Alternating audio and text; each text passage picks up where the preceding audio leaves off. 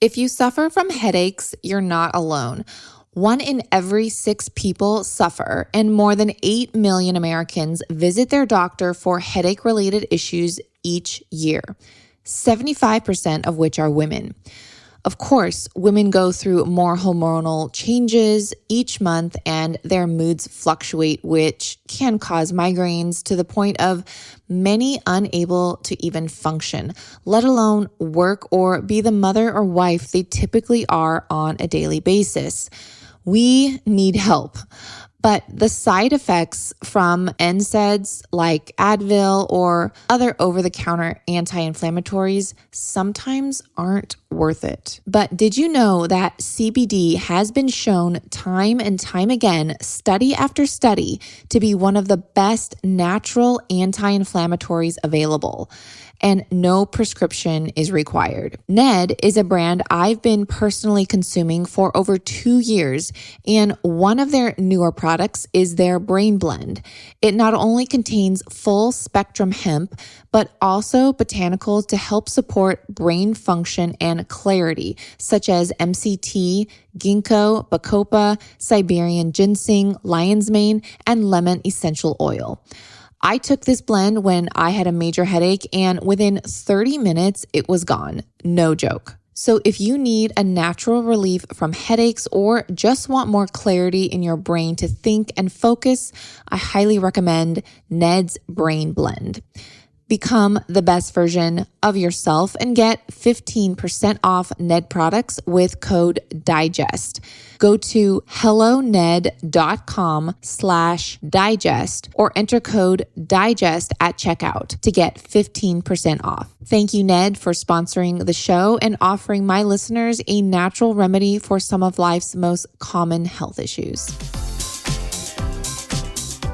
Hey guys, welcome back to the Digest This podcast. I'm your host, Bethany Cameron. And today on this week's Bite of Knowledge, which it comes out every Monday we come out with a shorter episode and they're called Bites of Knowledge. And every Wednesday we come out with a longer episode that has a guest and we go into an interview and it's just really good conversation. So Mondays and Wednesdays, new episodes, you guys make sure to tune in. So today we're talking about the best and worst foods to consume with IBS. And when talking about the best and worst foods for IBS, that can actually be quite tricky because gut issues are so individualized and what may work for some may not work for others. And the term IBS is also very broad, and depending on your symptoms, that can determine which foods are right for you. Now, there are typically 3 types of IBS. IBS-D, which is IBS with diarrhea. Most of your bowel movements are watery and loose. Then there's IBS-C, which is IBS with constipation. And that obviously means most of your bowel movements are hard and difficult to pass. And the third one, which is not really talked about, is IBS-M, which is IBS with mixed bowel habits. These bowel movements, they vary between constipation and diarrhea and can often be on the same day. And sometimes IBS is not clinically diagnosed, but that doesn't mean you don't have it or don't experience gut issues in general. Gut issues most commonly appear between the late teens and early 40s and are more common in women. Other risk factors include a family history of IBS, food intolerances, stress and anxiety, or a history of sexual or physical abuse. I know from today, stress, anxiety, and the foods we eat are the 3 major factors. You can have a, quote, clean family history of gut issues, but they can be brought on by stress, anxiety, and our diet. Many people who have been dealing with gut issues for a while have probably already done their research into what foods to eat and avoid, and probably have at least a small list of, quote, safe foods they go to when experiencing a flare. But we want to also avoid getting flares in the first place. So today, I want to go over an extensive list of helpful and harmful foods for IBS. But before we do, shout out to podcast listener Time for Me MD, the title of her review, Constipation and Pooping. She rates it 5 stars and says, I recently discovered this podcast a few weeks ago and I'm obsessed. I've been attempting to working on myself from the inside out. And my biggest issue lately has been constipation/gut issues. And this episode was amazing. Despite my traditional medicine background, I see there is so much more to learn. And Bethany, you've done some amazing research. Coming from an MD, that review means so much to me, as every single review does. And I always love reading and they just brighten my day. So if you haven't done so, please take 2 seconds, pause this episode, give this show a 5-star rating and review. That really helps boost the show as well and gets it out into more ears and helps it grow. So I really appreciate your support. That is a very free way to help support the show, and it takes literally like 2 seconds. So thanks, guys. All right. So triggers for IBS are different for every individual, but eating the right foods for anyone is imperative to help manage symptoms and prevent flare-ups. Elimination diets can certainly help identify triggers if you are still unaware of them for your individual body. All that said, many people will notice that avoiding some of the most common IBS foods, such as uncultured dairy products like milk, cheese, ice cream, and uncultured cottage cheese, as well as alcohol and fried foods, will result in more regular bowel movements, fewer cramps, and less bloating. Now let's talk about fiber for a second. Now, many know that dietary fiber adds bulk to the diet, and generally speaking, it does help keep the gut healthy. But there are 2 types of fiber. There's insoluble and soluble. Most plant foods contain both insoluble and soluble fiber, but some foods are high in one type. Soluble fiber is more concentrated in beans, fruits, oats, and oat-based products. Insoluble fiber is most concentrated in whole grains and vegetables. So which one is better for those with IBS? It's typically the soluble fiber that is a better choice for most people with IBS. And it's been known that insoluble fibers, such as wheat bran, for example, may make IBS-related pain and bloating worse. Now, fiber tolerance is different for different people. Foods rich in insoluble fiber may worsen symptoms in some people, but others with IBS have no issues with these foods. So in addition, some foods high in soluble fiber, like beans, can cause issues for others. So as you can see already, an IBS eating plan can be highly individualized. Certain fiber-rich foods may not agree with you, while others may improve symptoms. So it's always best to experiment. And just because your doctor tells you a blanket statement because that's what the textbook says, you know your body best. I personally feel better on an overall low fiber diet, and even tend to, like myself, I even tend to check labels and opt for less fiber intake, and I feel my best when I do so. Too much fiber for me can actually stop me up and constipate me. Now, let's talk about gluten for a second. Now, gluten is a group of proteins found in grains that may cause problems for some people with IBS.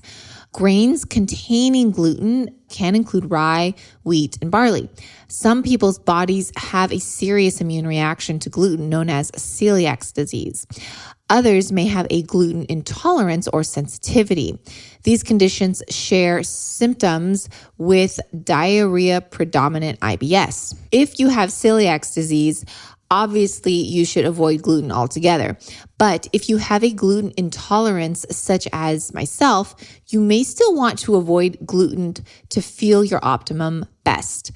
The only gluten I typically eat is cultured sourdough bread and organic lavash from time to time. I may have some crisp rye crackers as well, but those seem to settle pretty well with me. But I do generally tend to avoid gluten, not just because of digestion, but also due to the fact that glyphosate is literally sprayed on almost all wheat and gluten containing products, unless it's organic. But even organic have been tested positive for gluten. In fact, I have an entire Bite of Knowledge episode about glyphosate. And in that episode, you can hear all the brands that got tested positive for glyphosate, including a popular gluten-free, quote, better for you brand of oatmeal that was actually certified organic. Just go back and listen to episode 39 and you can get all the details on that. Now, all that to say, if you find that gluten makes your symptoms worse, you may want to try a gluten-free diet. Now, the good news is that more and more gluten-free products are on the market, and if you can't live without pizza, pasta, or bread, you can always substitute them with gluten-free options or make your own at home, which I typically do. I have tons of recipes on my blog, littlesipper.com, and you can go there and type in the search bar exactly the recipe you are looking for, and it will pop up. I also have tons of recipes on my Instagram. Now, let's talk about dairy for a second, because this can be controversial. Now, dairy may cause problems in people with IBS for several reasons.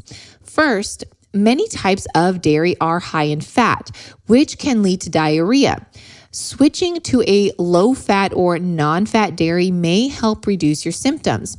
Now, I know that full fat is best, yes, but if full fat gives you issues, as I have actually discovered for myself, try a lower fat or fat-free option. Again, I used to preach about full fat and that being the best, but it's okay to change your mind. As I have evolved and discovered what works for me and my body, it's important for you to do the same. As long as the lower fat version doesn't contain gums, thickeners, or vitamin A palmitate, which are often added to reduced fat and fat-free yogurts to help with the texture and vitamin deficiency because the fat is removed. The reason I mention vitamin A palmitate in particular is that it is actually a synthetic form of vitamin A and not the same as vitamin A. I have an entire blog post on my website which talks about how vitamin A palmitate can actually cause birth defects, infertility, and even cancer. Other side effects of vitamin A palmitate include skin irritations, depression, and gastrointestinal issues. Just type in the search bar vitamin A palmitate on my blog to read up on that. Okay, I know I went off on a tangent on vitamin A palmitate here, but let's keep on talking about why dairy may not be the best for some. Now, many people with IBS report that milk triggers their symptoms. It's unclear if people with IBS are more likely to have true lactose intolerance. Now, if you feel dairy or milk products cause you uncomfortable digestive problems, consider switching to dairy alternatives such as nut milks. But some people may just find relief by taking a lactase enzyme when eating foods that contain dairy. So that could be another option. I personally believe it's not the dairy itself that's causing the issue, but the modern day manufacturing process. Now, this is important. You see, all commercial dairy utilizes high heat and aggressive processing for pasteurization and sterilization. Unfortunately, this changes the structural shape of the proteins and destroys the omega fat molecules, rendering them unrecognizable to the body as a food. This is what triggers the immune system inappropriately, leading to intolerance symptoms like digestive complaints, rashes, and inflammation. That's also why many people sensitive to dairy can still consume Armour colostrum. Armour colostrum's innovative cold chain biopotent technology distills colostrum's 200 plus functional nutrients without the use of high temperatures, guaranteeing the highest bioactive integrity and bioavailability. As a result, Armra is actually anti-inflammatory and often well tolerated by customers who typically would have to avoid dairy altogether. Colostrum has been clinically shown to help guard against inflammation and everyday toxins and pollutants. There are over 5,000 published studies to date documenting the benefits of colostrum and its ability to optimize health at all stages of life. Colostrum intake has been linked to fewer respiratory tract and GI infections in children and adults, including recent studies showing it's 3 times more effective than the flu vaccine at preventing the flu. That's right, you heard me. Colostrum has been clinically shown to be 3 times more effective than the flu vaccine without any risk of harmful side effects. Now, I can't speak for other colostrum companies, but Armra specifically also only extracts and uses the surplus colostrum from grass-fed, pasture-raised, happy cows that are no longer needing it to supply their young. So you are not taking away from animals that need it. Only the surplus colostrum is used, and Armra makes sure they are getting only the best from healthy USA cows from family farms. So if you want to rebuild your whole body microbiome and strengthen your immune barriers along the mouth, sinuses, lungs, gut, urinary, and reproductive tract to block unwelcome particles for your strongest immune health, I highly recommend Armra Colostrum. Go to tryarmra.com and use code DIGEST to receive a special discount for my podcast listeners. That's tryarmra.com and use code DIGEST to receive a discount. Again, that's tryarmra.com and use code DIGEST. Now, fried foods are common in the typical Western diet. However, eating too much or eating them too often can also cause health problems. The high fat content may be especially hard on the digestive system for people with IBS. Frying food can actually change the chemical makeup of the food, making it more difficult to digest. This can lead to uncomfortable digestive symptoms. This is a huge reason I personally stay away from fried foods. Now, for a more healthful option, just try grilling, baking, or air frying your favorite foods instead. Now, I want to touch on beans and legumes for a second. This is a hot topic for many. Some are pro beans and others are very anti-bean. Beans and lentils can be a great source of protein and fiber, but they can also cause IBS symptoms. They contain compounds that are resistant to digestion by intestinal enzymes and are high in lectins, which are anti-nutrients. And while beans can increase bulk in stool to help constipation, they also increase gas, bloating, and cramps. So you may want to try avoiding beans to see if this helps with your IBS symptoms. Or when eating beans or lentils, preparing them from scratch and soaking them overnight and then rinsing them before cooking can help the body digest them more easily.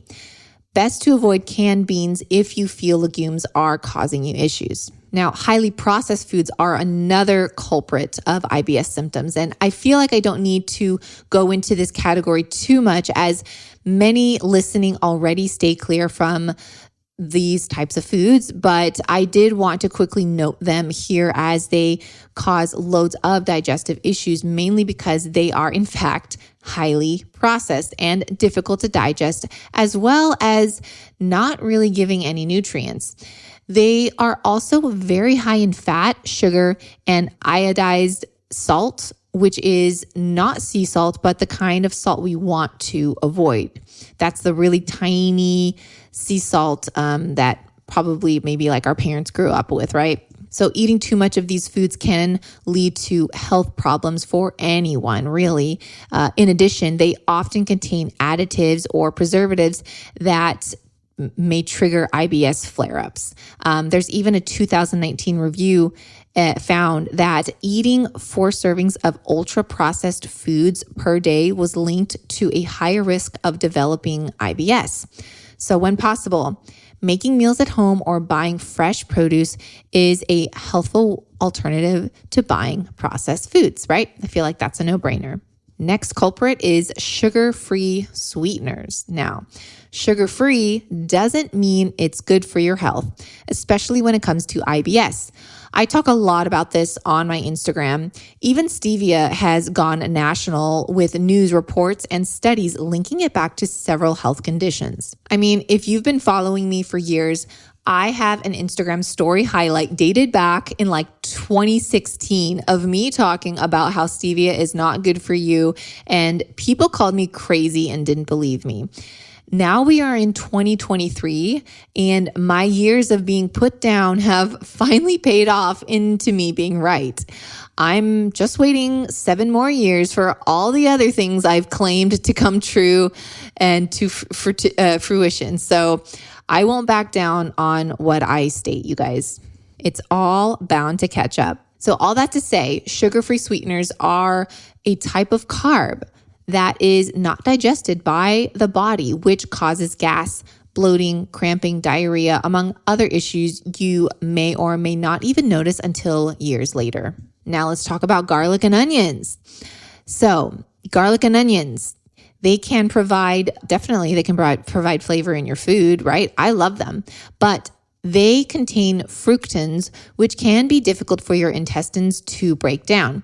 This may cause gas and even acid reflux. Painful gas and cramping can result from raw garlic and onions. Even cooked versions of these foods can be triggers for some people with IBS.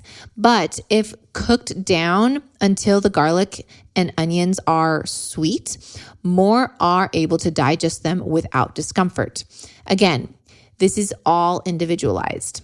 Cruciferous vegetables are also difficult for the body to digest, which is why they may trigger symptoms in those with IBS. These kinds of vegetables, these are like broccoli, cauliflower, cabbage, and Brussels sprouts. When your digestive system breaks these foods down, it causes gas and at times even constipation. However, cooking vegetables typically makes them easier to digest, which is why I always steam my cauliflower before I freeze it for my smoothies. So try steaming your veggies really well before consuming and see if that settles better with you. There is the argument that cooking your vegetables kills the nutrients in food. However, for many, you actually need to cook or lightly steam vegetables to release their nutrient compounds to make them more bioavailable. So we've talked about what to avoid up until now, but what about what to consume? What foods actually are helpful for those with IBS? So for starters, any foods that don't contain carbohydrates. So this can include fish, chicken, and lean beef, eggs, butter, and oils, healthy oils, of course, and even some hard cultured cheeses. If you opt for cheese, always grab goat's or sheep's milk cheese. These are lower in lactose and are also easier to digest. So all those foods are low in carbohydrates or contain 0 carbs at all. This is why I am always posting about low carb options on my Instagram and why people are always bashing me about why I am promoting a low carb diet. We need carbs, like yada, yada, but for those that don't have IBS or gut issues, following a higher carb diet may be totally fine. But for those experiencing digestive problems, going low carb may actually be a helpful solution. Remember this, lower carbs can help some, higher carbs may be great for others. So when someone is talking about a certain diet or diet guideline, there's typically a reason for it just beyond weight loss, and just to never judge a book by its cover. Now, other healthful foods that you can enjoy that are not low carb but still easier to digest may include cultured dairy products such as yogurt, kefir, and cultured cottage cheese, some fruits, including bananas, blueberries, and pineapple, also papaya, that's great. Also some vegetables that are steamed or lightly cooked, such as carrots, green beans, pumpkin, spinach, squash, zucchini, and sweet potatoes. White rice is also a really good complex carb I personally love, and it's much easier to digest than brown rice. Just be sure to buy organic rice, as this can be a high glyphosate culprit if not organic. Also, there's a trick, or I should say recipe, I love doing, and I'm going to share it right now. So just try mixing half a cup of cooked white rice with 1/2 cup plain Greek yogurt. Add a little cinnamon and sea salt. It's like rice pudding. So good, you guys. I eat this cold. And also, here's another hot tip. So pay attention. Cook your rice, then refrigerate it until it's chilled. Eating chilled rice or any carb like potatoes make these carbs turn into resistant starch. And resistant starch is great for digestion, as it's what actually feeds the good bacteria in your gut.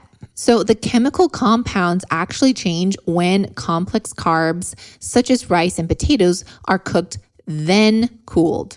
Now, I hope everything I shared was helpful. And guys, in the end, get to know your body and learn which foods make you feel the best and limit those that cause uncomfortable symptoms.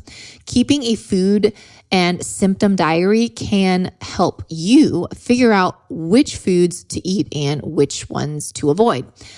Again, I hope you enjoyed this Monday's Bite of Knowledge. And if you haven't done so, be sure to give this podcast a rating and review. It takes like 2 seconds. And also remember to follow the show so you never miss an upcoming episode. See you guys on Wednesday for another interview you don't want to miss. Thanks for listening to this episode of Digest This. If you enjoyed this episode, please leave a review in your podcast app to let us know. If you're ever wondering how you can support me and this podcast, sharing it with your friends and family is the best way. This is a Resonant Media production produced by Drake Peterson and edited by Chris McComb. To email the show, message us at digestthispod@gmail.com. See you next time. The content of this show is for educational and informational purposes only. It is not a substitute for individual medical and mental health advice and does not constitute a provider-patient relationship. As always, talk to your doctor or health team first.